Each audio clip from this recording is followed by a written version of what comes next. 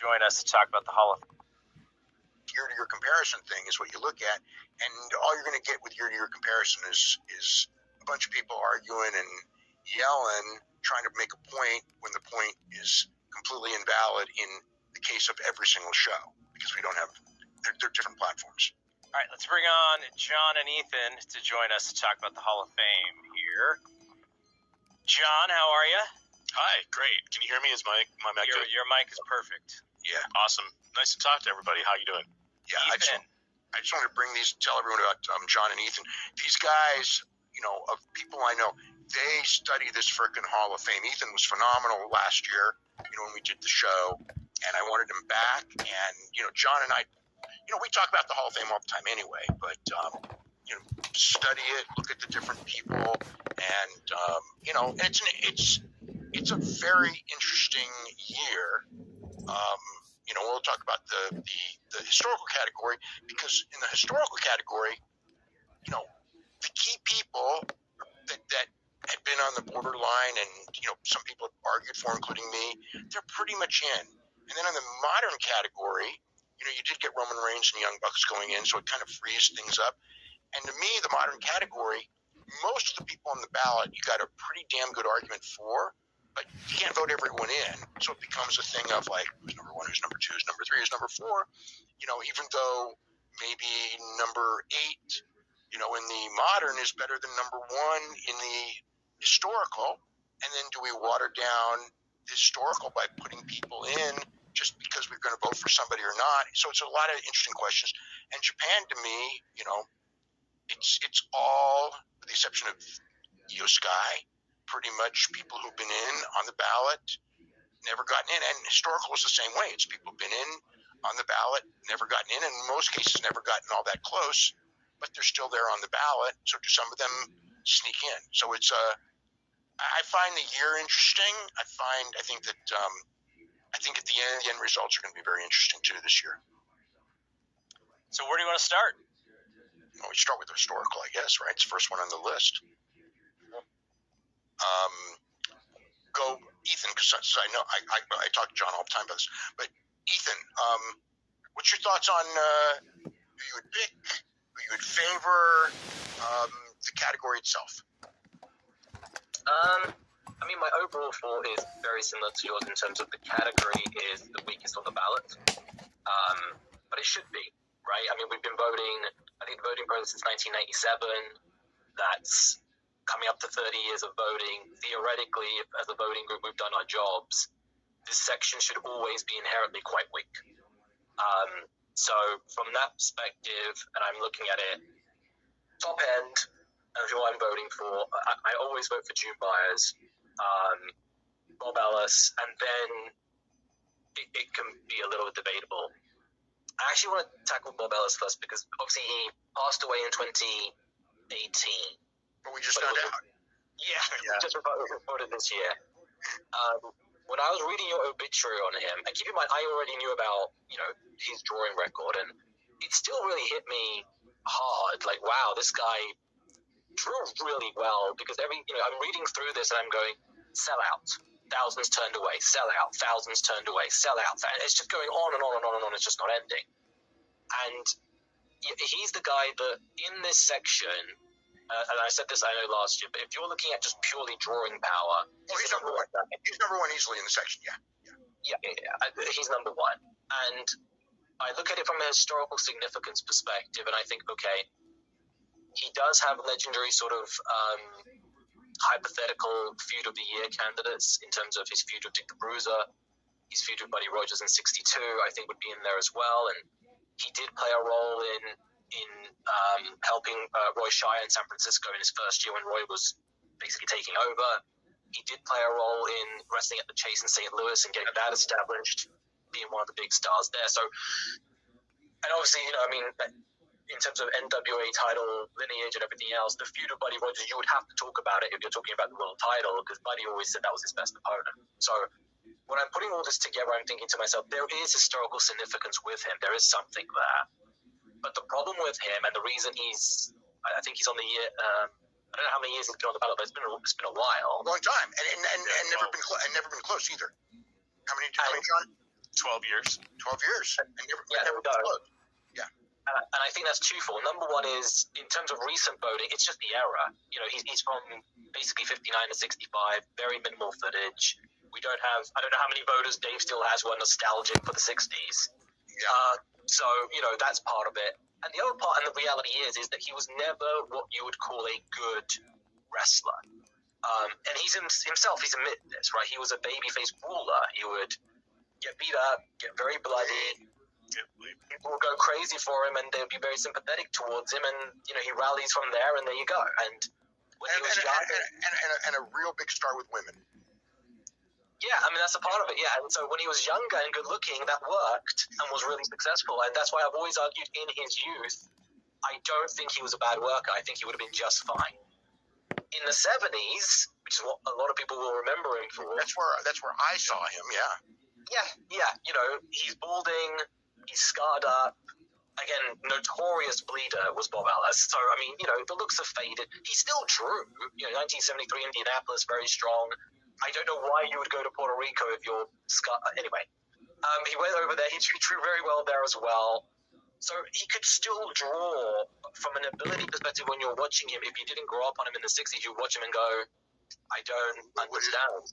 What is it? I mean, he drew because in the 70s he drew because of the name Cowboy Bob Ellis. Yes, the reputation. He drew because he was a star. You know, like the Bruiser. You know, maybe you go 5 years later. I mean, the Bruiser was still a big draw in many cities when he was completely, and Crusher too, when they were completely washed up because they were older fans who remember the Bruiser and the Crusher from the early 60s and the late 50s when, you know, the Bruiser apparently was hell on wheels. I mean, I didn't see him in his prime, but that's what everyone tells me. And certainly he was a giant draw and a great, you know, one of the biggest stars in the business.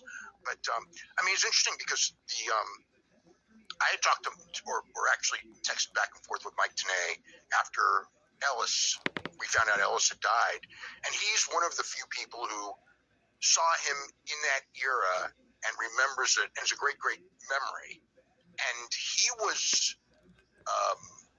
pretty positive. He just goes like, you know, he remembers Ellis and Beyer seeing sellouts with, you know, Ellis and the Destroyer in Los Angeles. And he said that, like, you know, of course, you know, Beyer carried him. Beyer's one of the great workers of all time.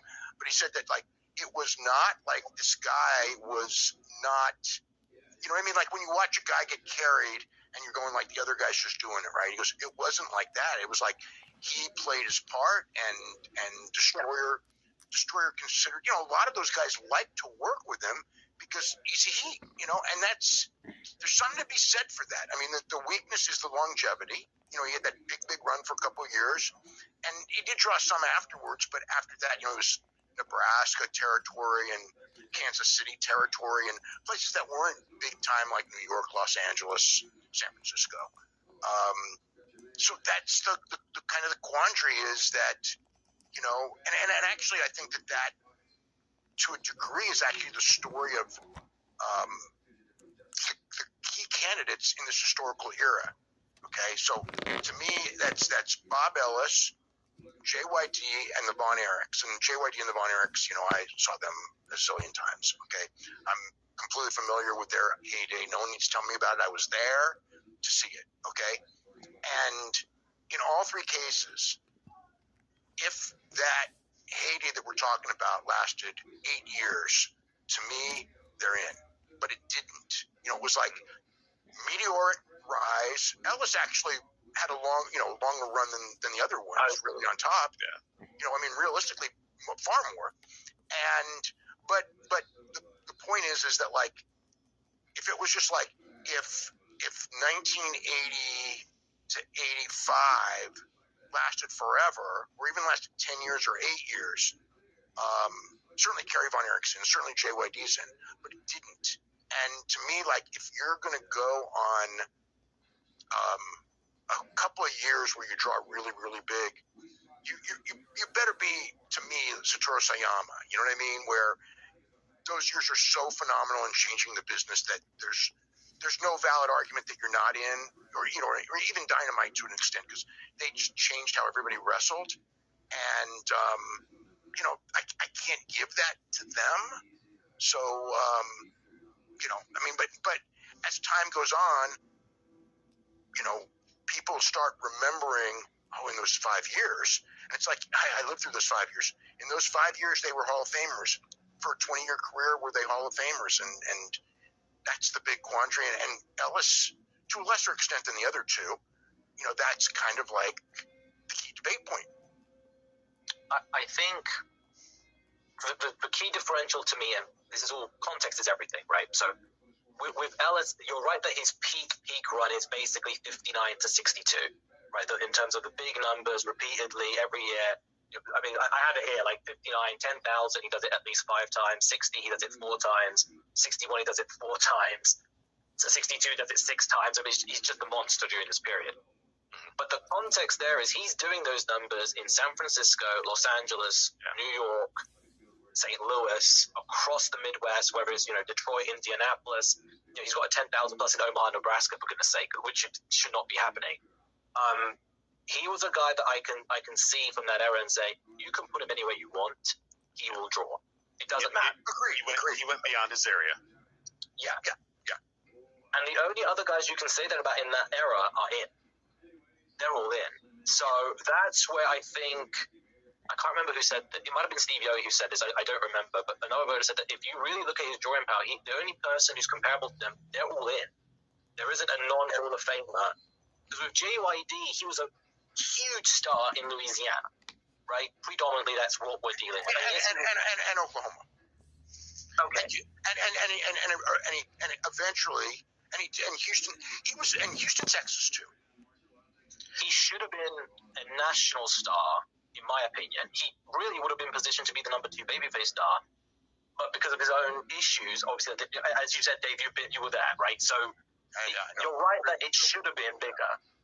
Yes. And with he was when he went to WWF, he would have been positioned had he stayed clean as the number 2 babyface, and he'd be in, and we wouldn't even have a discussion. He'd have been in a long time ago. Yeah. And that's one of the issues I've always had with JYD, because last year he dropped, I can verify, he's 53.8%. So he's with people coming off the ballot that got in, he's right there. He's right there. He's a real candidate to get in this year. Yeah, absolutely. And I can't, even having not lived through that era, I find that a lot of the support for him is very emotional. I agree. I actually agree. And it's very difficult in life to fight emotion with logic. In general, that's tough. We all know that. Yes. So when I look, his own issues, the addiction problems that he has, that's why we don't have the longevity on top. That's why post 84 he was considered, a pretty bad wrestler. I mean, he's in the worst wrestler of the year type conversations. And if you look at it from 84 to 93, I think he started in 76. That's the majority of his career where he's in those kind of conversations. That's a long time to just say, it doesn't count. And I could never pull the trigger on him because I just think longevity problem, in-ring problem, historical significance, not a problem, but there's something you need to take into account that's quite negative in terms of how it affects his career and even how it affected Mid-South's business. I mean, that's why Bill Dundee had to come in, right, and just change it completely. So these are all pretty rational reasons not to vote for him, in my opinion. But again, in my experience, it doesn't matter. I mean, I've already sort of accepted defeat there. I don't think it matters. Well, I wanted to ask this too, because I was looking through some older observers from 83, 84 range. Now, in Houston, when they brought JYD in, wasn't there a segment of fans who kind of rejected the idea because of the work rate? After a while, not at first. I mean, at first I remember JYD and Bockwinkel sold the place out, and that was like a real impetus where Watts got control of Houston because Bosch had gone, the Texas office had split up years ago, and Bosch had gone with Joe Blanchard, and then they had a falling out because, they just had a falling out over a lot of different things. Tully, probably, a key point. Yeah. Right? So Bosch is independent for a while. And, and bringing in top guys and everything like that, but it was tough. He wanted a partner to a degree. And also, so JYD comes in, and business is really good with JYD, and then he matches him with Bockwinkel, and he gets really strong, and Nick, Nick was a great one, and then could probably carried him to a good match. But anyway, so he was strong there. But yeah, that territory in late '83 everywhere was not doing well, and then it was rejuvenated with '84, which was not, JYD was still there, but the rejuvenation was, the Rock and Roll Express and the Midnight Express, and Terry Taylor and Magnum TA. Duggan as a babyface, absolutely, yeah. And then they had a great year in '84, and then then it went down from there. When Vince kept coming and guys kept leaving, and that type of thing, and their big problem. There was a bad economy for a while that didn't help either. But Mid-South, when they went down, they were too big to be small, like Jerry Jarrett, and they, you know what I mean? But they were way too small and did not have the financial backing to be big. Even though Bill, who was kind of like Paul Heyman in a way, would always think, I'm smarter than everybody else. Therefore, even though I don't have the money, I can beat them. Okay, and the reality was, they both were, but without the money, they could neither of them could beat them. There's one of the great different story, but the great what ifs is what if Turner and Watts had combined in '85, but it didn't happen. It started to happen, didn't happen, but that's another tangent. So I guess since we're doing that one, what are you, John? What's your thought on JYD and Ethan also on the Von Erichs? On JYD, I've been a no voter. I'm kind of in that same place with Ethan, and I saw the work, right? And like you said, I see that he never quite made it national. He could have. He was positioned. They wanted him to be the number 2. Yeah. And it just didn't work out. So that kind of keeps me from going with the vote on that. That's where I am on that one. And was it the Von Erichs too? Yeah. It's kind of the same thing, right? The Von Erichs are really hot. It does say something. You were there and saw it, and you've always had your reservations as well. And that speaks wasn't long enough. And the peak wasn't there. And David was really during the really big years. David's only there like a year and a half during that period.